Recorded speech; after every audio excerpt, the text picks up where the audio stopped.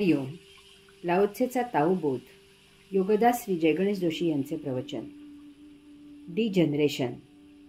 The man of superior character is not conscious of his character, hence he has character. The man of inferior character is intent on not losing character, hence he is devoid of character. The man of superior character never acts, nor ever does so with an ulterior motive. The man of inferior character acts and does so with an ulterior motive. The man of superior kindness acts but does so without an ulterior motive. The man of superior justice acts and does so with an ulterior motive. But when the man of superior leave acts and finds no response, he rolls up his sleeves to force it on others. अवनती. ज्या माणसाकडे उत्तुंग चारित्र्य असते तो त्याच्या चारित्र्याबद्दल कधीही जागृत नसतो, म्हणूनच तो चारित्र्यवान असतो. नीच चारित्र्य असलेला माणूस चारित्र्याला जपत असतो, म्हणून तो चारित्र्यहीन असतो. ज्या माणसाकडे उत्तुंग चारित्र्य असते तो पुढे पुढे करत नाही किंवा कधीही सुप्त हेतू ठेवून काही करत नाही.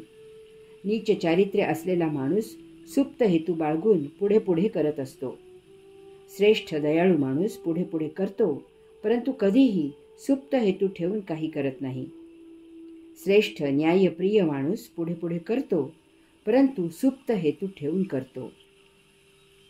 परंतु जेव्हा कर्मठ माणूस काम करतो आणि त्याला साथ मिळत नाही, तेव्हा तो अस्तेण्या सरसावून सक्तीने ते लोकांवर लादतो. विचार हीच समस्या.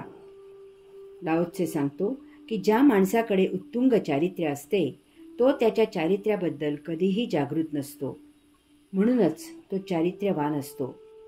नीच चारित्र्य असलेला माणूस चारित्र्याला जपत असतो, म्हणून तो चारित्र्यहीन असतो. लाओत्से येथे एक निराळीच गोष्ट अधोरेखित करत आहे. तो म्हणतो की ज्या अर्थी तुम्ही एखादी गोष्ट आवर्जून सांगता त्या अर्थी तुम्हा स्वतः त्या गोष्टीबद्दल साशंक आहात. कोणी भेटल्यावर आज मी आंघोळ केली असे तुम्ही सांगत नाही, परंतु तुम्ही आवर्जून सांगता की तुम्हाला वाचनाची फार आवड आहे, तुम्ही फार कष्टाळू आणि प्रामाणिक आहात. आपण आजारी नाही असे सांगायची गरज नसते, परंतु आपण आजारी आहोत असे सांगण्याची गरज असते, कारण आजार नसणे हे स्वाभाविक आहे, त्याची वाच्यता करायची गरज नाही. तसेच आपण जे स्वभावतः आहोत ते सांगायची गरज नाही. परंतु जेव्हा एखादी गोष्ट बेगडी असते तेव्हा ती प्रकर्षाने 4 जणात सांगावी लागते, कारण अशा वेळी आपण इतरांबरोबरच स्वतःलाही बजावत असतो, आरोपित असतो, करत असतो की तुम्ही तसे आहात. तुमचे असणे तुमच्या नित्य व्यवहारातून इतरांना समजले पाहिजे. ते तुम्हाला सांगण्याची आवश्यकता नाही. तसे नसेल तर तुम्ही जे नाही आहात ते तुम्ही अधोरेखित करून भासवत आहात. जो लुच्च आहे तो समाजात सतत प्रत्यक्ष किंवा अप्रत्यक्ष जाहीर करत असतो की तो फार प्रामाणिक आहे. यामुळे त्याच्याबद्दल कोणालाही संशय येत नाही आणि तो आपली लुच्चेगिरी बिनधास्त करू शकतो. यामुळेच देवधर्माच्या नावाखाली फसवणूक करणे सोपे जाते. जो लुच्च आहे त्याला एखाद्या रोगासारखे ते अंतःकरणात टोचत असते. त्यामुळे 4 जणात तो सांगत असतो की तो प्रामाणिक आहे. हे त्याच्या रोगावर तो औषध घेत असतो. माणूस जे जे नसतो, जो ज्यापासून दूर असतो त्यावर तो विचार करत असतो. अन्यथा जे जवळ आहे त्यावर विचाराची गरजच नाही. याचा अर्थ जेव्हा तुम्ही एखाद्या गोष्टीवर विचार करता तेव्हा तुम्ही त्या गोष्टीबद्दल आनंदी नसता. तुम्हाला ती गोष्ट मंजूर नसते. तुम्हाला त्यात बदल हवा असतो. एरवी विचार न करता माणूस आचरण करील. यामुळे जिथे दुःख पीडा असते तेथे त्याची टोचणी असते. यामुळे सौख्य टिकवायचे कसे आणि दुःख घालवायचे कसे असा सुखदुःखात सतत विचार सुरू असतो. परंतु जर माणूस आनंदात असेल तर तो विचार करणार नाही, तो आनंद जगेल. आनंदात असणारा व्यसनी नसतो. परंतु सुख किंवा दुःखात असलेला बेहोशीच्या शोधात असतो. विचार थांबवायला त्याला त्याची गरज असते. यावर एकच उपाय आहे की जे आहे त्याचा अंतःकरणापासून स्वीकार करणे, म्हणजे विचार थांबतात. आपण काय आहोत याबद्दल आपण स्वतः ठाम असलो की ते सांभाळण्यासाठी सांगायची गरज नसते. जीवन सरळ, साधे, सोपे होते. तोंडपुजेपणा. लाओ त्से सांगतो की ज्या माणसाकडे उत्तुंग चारित्र्य असते तो पुढे पुढे करत नाही किंवा कधीही सुप्त हेतू ठेवून काही करत नाही. नीच चारित्र्य असलेला माणूस सुप्त हेतू बाळगून पुढे पुढे करत असतो. येथे ओवित ॲक्ट असा इंग्रजी शब्द वापरला आहे. The man of Superior character never acts असे म्हटले आहे. ॲक्ट यात अभिनय आला, म्हणजेच बेगडीपणा, खोटारडेपणा, दांभिकता आली. जे स्वतःत नाही ते आहे असा आभास निर्माण करायचा. अनेकांना पुढे पुढे करायची सवय असते. त्यात त्यांना आपण फार कोणी आहोत, आपण खरे काम करणारे आहोत, आपण आहोत म्हणून हे होत आहे इत्यादी गोष्टी सुचवायच्या असतात. सुचवून कोणी दखल घेतली नाही तर ते तसे बोलून दाखवतात. सर्वांनी त्यांची दखल घ्यावी अशी त्यांची महातीव्र इच्छा असते. कोणी त्यांचा उदो उदो केला की ते सुखावतात. लाओ त्से म्हणतो की असे पुढे पुढे करणाऱ्यांचा तसे करण्यात काहीतरी हेतू असतो. त्यांना काहीतरी मिळवायचे असते.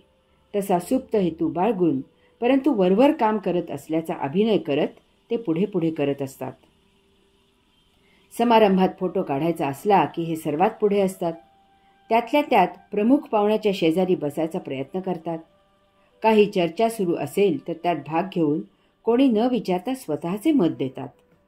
प्रत्यक्ष कामाच्या वेळी आणि जागी ते बरोबर अनुपस्थित राहतात.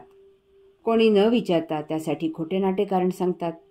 परंतु काम संपत आले की शेवटच्या क्षणाला कोठूनसे सुहास्य वदन करून बरोबर हजर होतात. असे लोक तोंडपुजे असून पक्के कामचुकार, आळशी, बेजबाबदार असतात. लाओ त्से सांगतो की अशा या लोकांना काहीही चारित्र्य नसते आणि नेमकी हीच त्यांची खंत असते. त्यांच्याकडे नसलेले आहे असे सिद्ध करण्याची त्यांची धडपड असते. हा त्यांचा अहंकार असतो. हा एक प्रकारचा मानसिक रोग आहे.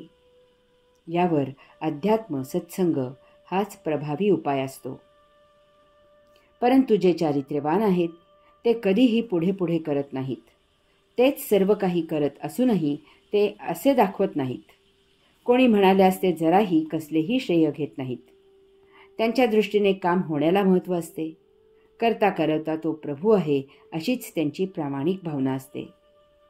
त्यांचे चारित्र्य इतके उत्तुंग असे की अशा बेगडी अभिनयाची त्यांना गरज नसते. याचे कारण असे की ते स्वतः कधीही कसलेही काम करत नाहीत, तरीही ते प्रत्यक्ष काम करताना दिसतात. याचा अर्थच असा आहे की ते स्वतःहून काही कामाची आखणी करत नाहीत. नियतीसमोर जे आणि जसे आणून देईल त्याप्रमाणे ते स्वतःसाठी सहमती देतात, सहकार्य देतात. त्या नियतीच्या प्रवाहात स्वतःला झोकून देतात. नियती जसे प्रवाहित करील तसे ते वाहतात. आपोआप मुक्तीला पोहोचतात. हेच कैवल्याचे रहस्य आहे. हरि ओम.